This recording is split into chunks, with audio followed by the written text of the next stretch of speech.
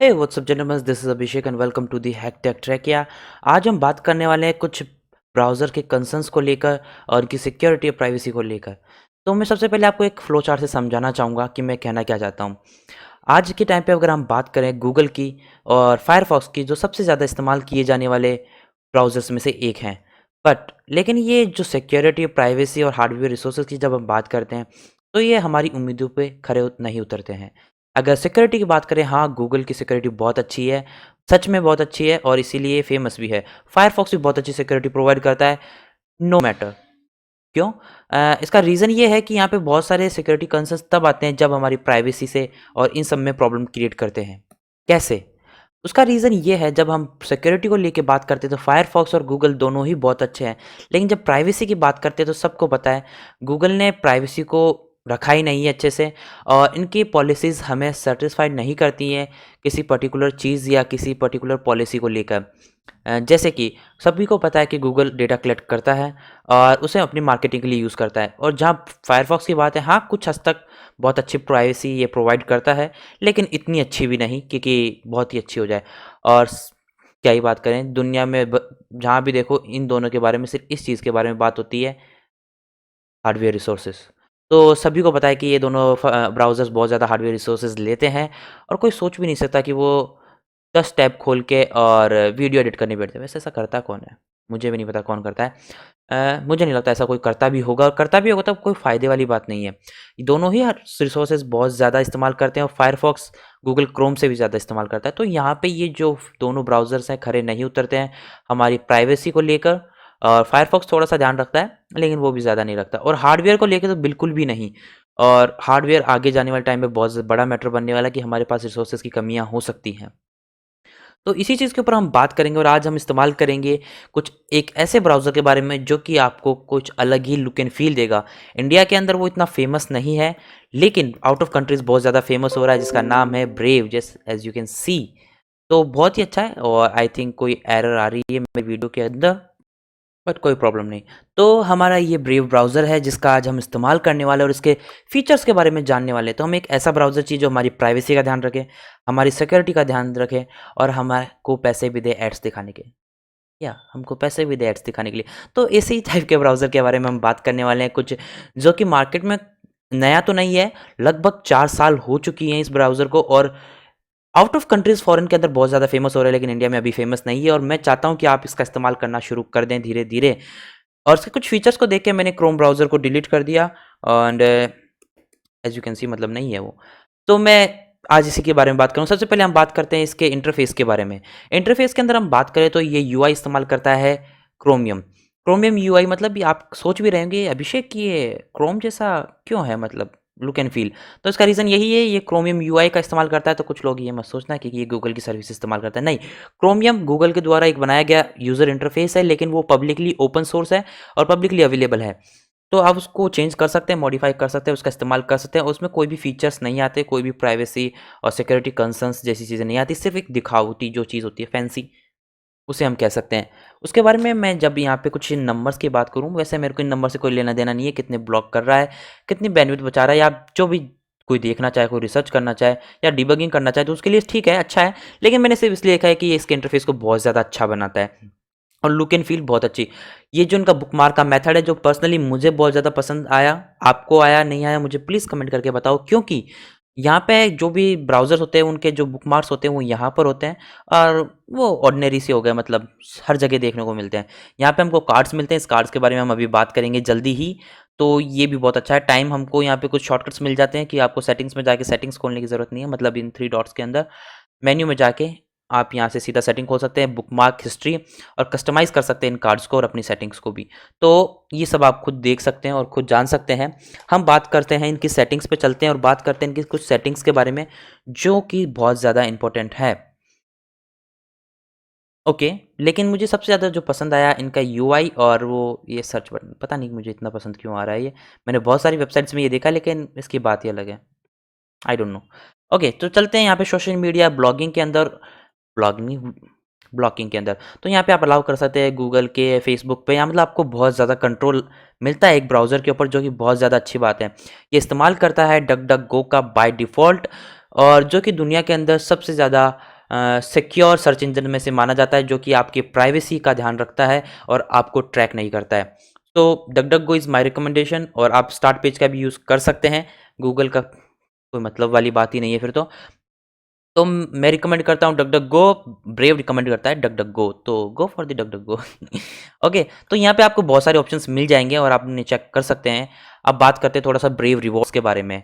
तो brave rewards क्या है? ये फीचर इन्होंने 2 साल, लगभग 2 साल पहले इंट्रोड्यूस किया था, और जो बिल्कुल ही अलग था। इंडस्ट्री में आज तक कभी ऐसा नहीं हुआ, जो कि इस ब्राउज़र को सच में अलग बनाता है। ये आपको एड्स शो करते हैं। सबसे पहले तो मैं बता दूं, इनका खुद का एड ब्लॉगर है, and let me go through the this one.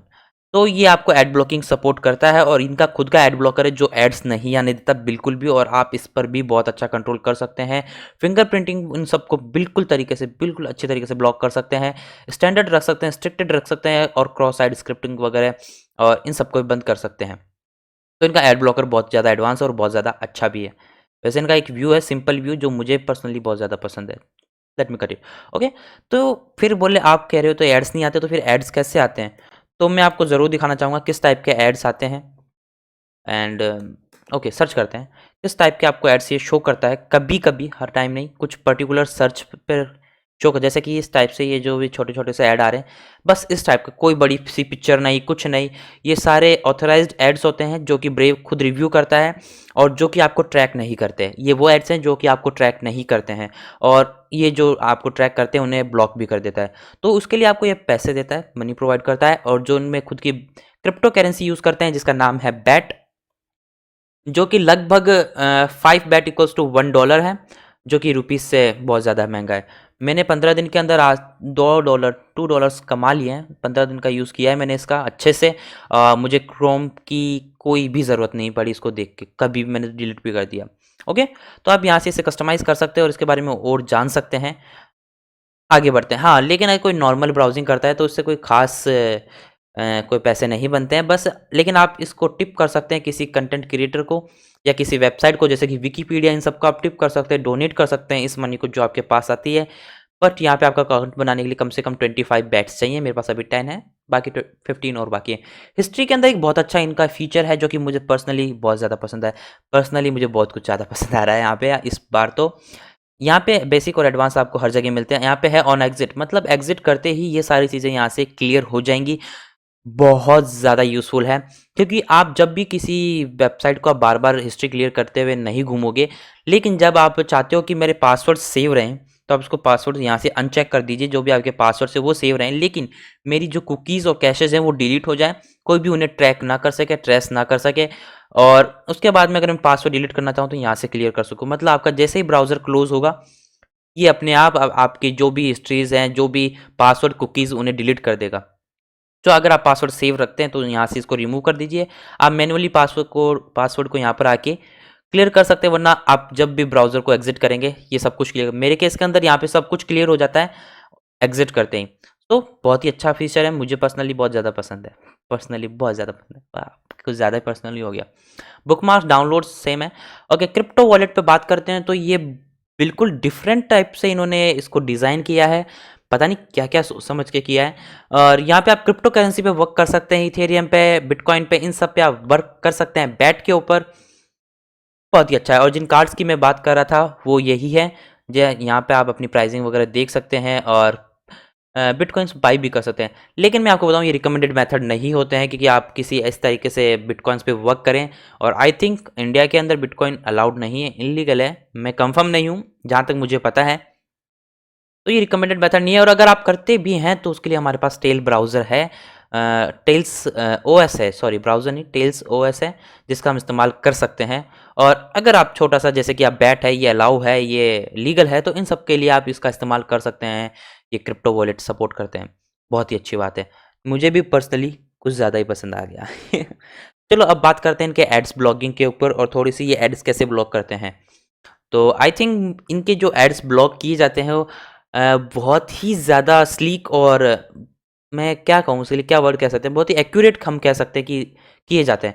The reason behind it, देखें कितने सारे एड्स इन्होंने ब्लॉक कर दिए अभी तक 15 दिन के अंदर।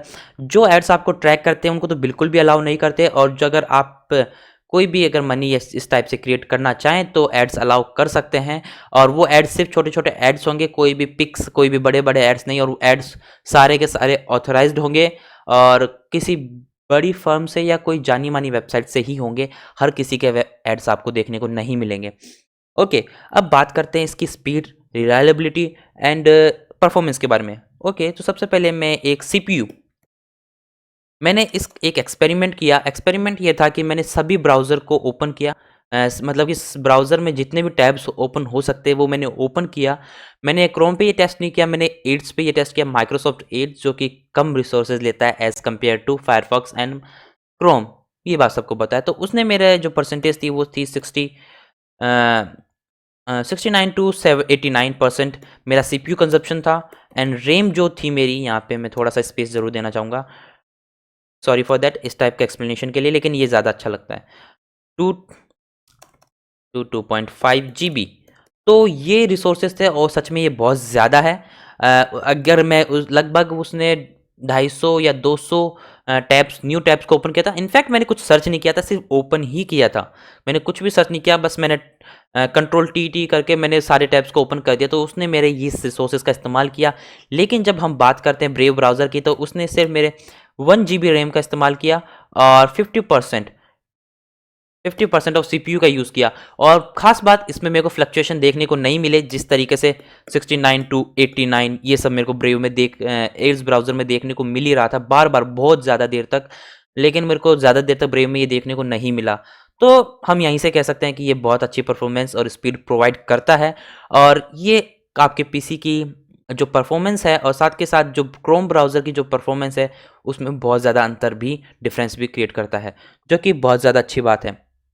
ओके, अब एक लुक मैं आपको देना चाहूँगा इनकी वेबसाइट के ऊपर, जहाँ पे इन्होंने लिखा है ये 3 टाइम्स फास्टर हैं क्रोम से और बेटर प्राइवेसी डिफ़ॉल्ट के अंदर प्रोवाइड करते हैं फायरफॉक्स से, जैसा कि हम देख चुके हैं। और ये भी दावा करते हैं कि ये फ़ोन के अंदर ज़्यादा फास्ट चलते हैं और इनकी जो बैटरी कंजप्शन है फ़ोन के अंदर वो 30% लेस है अदर ब्राउज़र से। ओके, मैंने मोबाइल फ़ोन में इसका इस्तेमाल नहीं किया है, लेकिन ये फास्टर देन क्रोम है, जैसा कि मैंने आपको बता दिया। अगर ये एड्स ब्राउज़र माइक्रोसॉफ्ट एड्स से भी फास्ट है, क्रोम से होना ही होना है। Okay, let's go through the, ये एड्स हैं। और ओके, अब बात करते हैं, एक मैं फन फैक्ट जरूर बताना चाहूँगा।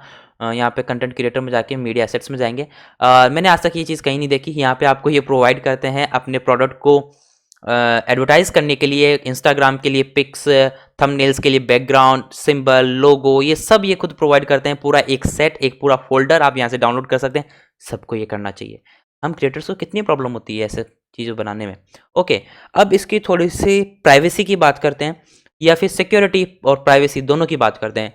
अब पॉइंट आता है सिक्योरिटी एंड प्राइवेसी। सबसे पहले, ये जो भी एड्स होते हैं उन्हें ब्लॉक करता है, सबको पता है। उससे पहले मैं आगे बढ़ने से पहले आपको एक पॉइंट दिखाना चाहूँगा, बीच में डिस्टर्ब करने के लिए। आप यहाँ से, जैसे कि ये जो यहाँ पे टिक मार्क आ रहा है, ये जो भी सर्टिफाइड होते हैं उनको आप यहाँ से डायरेक्ट टिप सेंड कर सकते हैं। ओके, तो अब वापस चलते हैं प्राइवेसी एंड सिक्योरिटी के ऊपर। तो आप प्राइवेसी और सिक्योरिटी में जो भी आपको एड्स ब्लॉक करते हैं उन सबको डिलीट कर देता है, आपकी कुकीज ट्रेसेस को बिल्कुल क्लियर कर देता है। सेकंड पॉइंट, ये फिंगरप्रिंटिंग प्रिवेंशन अलाउ करते हैं, मतलब जो भी फिंगरप्रिंटिंग की जा सकती है आपके ब्राउज़र के थ्रू वो ये अलाउ नहीं करते, वो लॉक्स ये क्लियर कर देते हैं। और आपको ब्राउजिंग डेटा, जैसे मैंने बताया, एग्जिट ऑन के ऊपर डिलीट कर देते हैं, हटा देते हैं। उसके बारे में हम बाद में, एक जिसको देख के मैंने क्रोम ब्राउज़र को डिलीट किया वो था कंट्रोल शिफ्ट एन। मतलब ये क्या है, प्राइवेट विंडो ये सब में होती है, लेकिन आपने एक चीज़ देखी यहाँ पे, इनके पास टॉर विंडो भी है जो कि है ऑल्ट शिफ्ट एन शॉर्टकट। तो ये टॉर इसमें इंटीग्रेटेड है, जो कि इसको सबसे ज्यादा डिफरेंट बनाता है, सबसे ज्यादा डिफरेंट से मतलब बहुत ज्यादा डिफरेंट बनाता है। और यहाँ पे इनिशियलाइज हो चुका है और आप टॉर से कनेक्ट होकर डार्क वेब को भी सर्च कर सकते हैं। मैं डार्क वेब, डीप वेब की बात कर रहा हूँ। तो अगर आप वहाँ पे कुछ ऐसा काम करते हैं हैकिंग से रिलेटेड, तो आपको तो विंडोज़ में वैसे करना ही नहीं चाहिए, टेल्स ऑपरेटिंग सिस्टम का इस्तेमाल करना चाहिए। लेकिन बस ऐसे सर्फिंग के लिए आप जा रहे हैं और कुछ सी ऐसी वेबसाइट्स पे नहीं जा रहे हैं जो कि इनलीगल है, तो आप इसका इस्तेमाल कर सकते हो, डार्क वेब, डीप वेब का इस्तेमाल कर सकते हो और अपने आप को सिक्योर बना सकते हैं। ये फीचर मुझे बहुत ज़्यादा अच्छा लगा, पर्सनली बहुत ज़्यादा अच्छा लगा, मुझे बहुत ज़्यादा अच्छा लगा। मतलब बहुत सारी चीज़ें मुझे पर्सनली बहुत ज़्यादा अच्छी लगी, तो ये मुझे बहुत ज़्यादा पसंद आया और इसी चीज़ को लेके फॉरेन में ये बहुत ज़्यादा फेमस भी हो रहा है। ओके, तो अब बात करते हैं गिटहब के बारे में। ये प्रोजेक्ट कंप्लीटली ओपन सोर्स है, गूगल फायरफॉक्स ओपन सोर्स नहीं है। वो पेटेंट है, आप उनके ऊपर ज़्यादा टेस्टेड नहीं कर सकते, लेकिन ब्रेव ब्राउज़र बिल्कुल ओपन सोर्स है, आप जाके कंट्रीब्यूट कर सकते हैं। जैसा आप यहाँ देख सकते हैं C++, जावास्क्रिप्ट, टाइपस्क्रिप्ट और स्विफ्ट में लिखा गया है। स्विफ्ट के अंदर मतलब कि आईएसओ के लिए।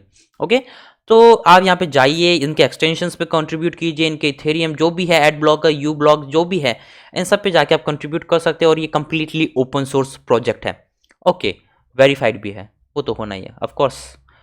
ओके, अब उसके बारे में हम जाते जाते नहीं, अभी तो बहुत सारी चीज़ें हैं।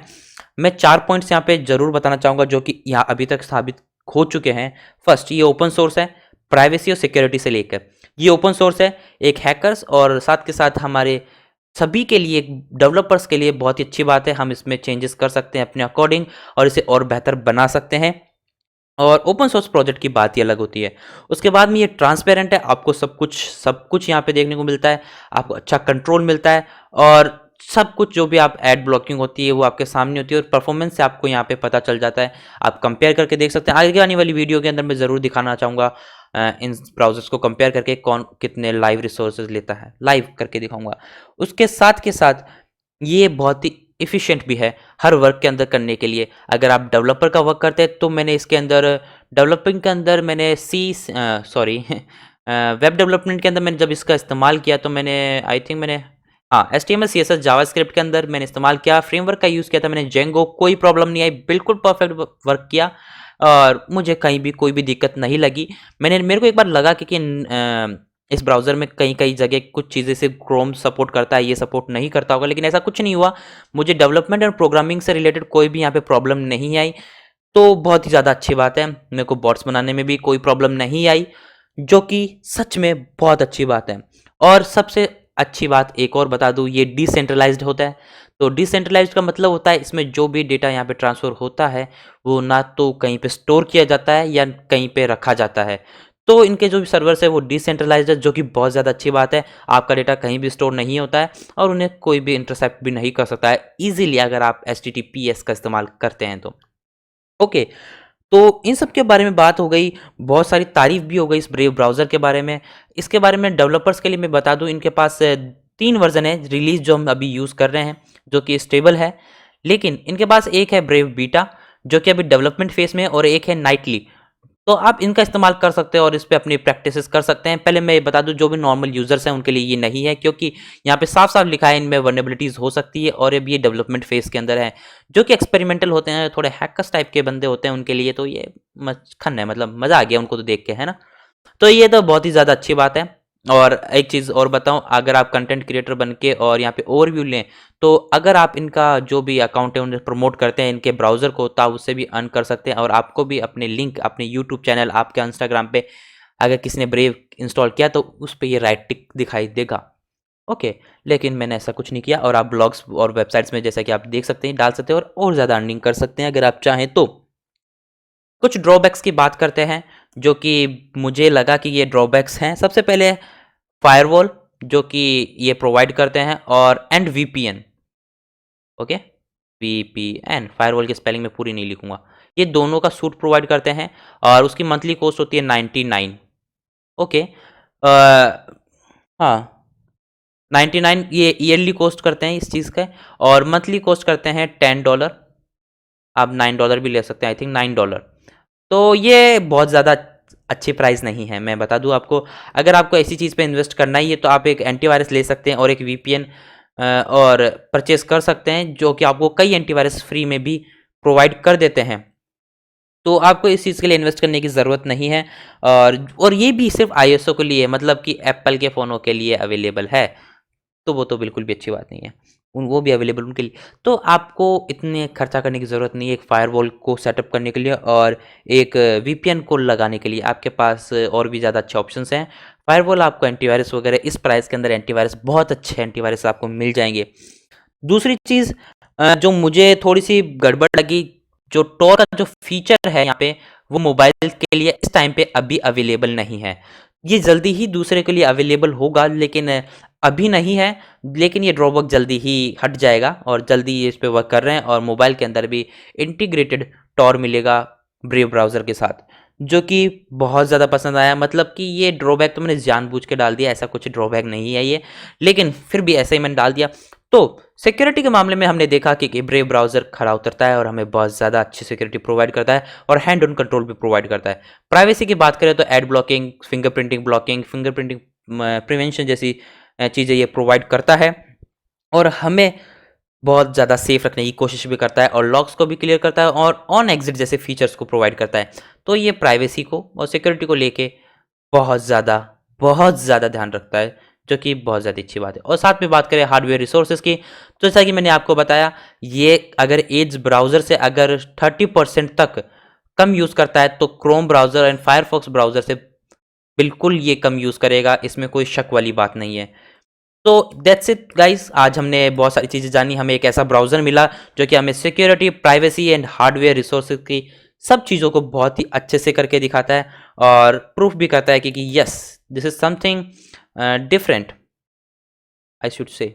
ओके, तो मैं ऐसे ही सर्च कर रहा हूँ और आपको थोड़ी सी इसके परफॉर्मेंस लेवल्स दिखा देता हूँ। जैसा कि ये ऑन हो रहा है, ये बाकी सब मेरे इंटरनेट पे डिपेंड करता है। कंट्रोल शिफ्ट आई हमने किया और हम मुझे कोई भी यहाँ पे कोई प्रॉब्लम नहीं लगी। आप कंसोल के अंदर और यहाँ पे जावास्क्रिप्ट पे अच्छे से वर्क कर सकते हैं। यूट्यूब पर भी एरर्स हैं इसके कंसोल्स में, जो कि अच्छी बात नहीं है। Okay, so thank you so much for watching guys, see you soon, goodbye. इस ब्राउज़र को ज़रूर ट्राई करना एंड भूलना मत, क्योंकि इनके पास टॉर इंटीग्रेटेड है, प्राइवेट विंडो है। ओके, तो that's it, thank you so much for watching guys.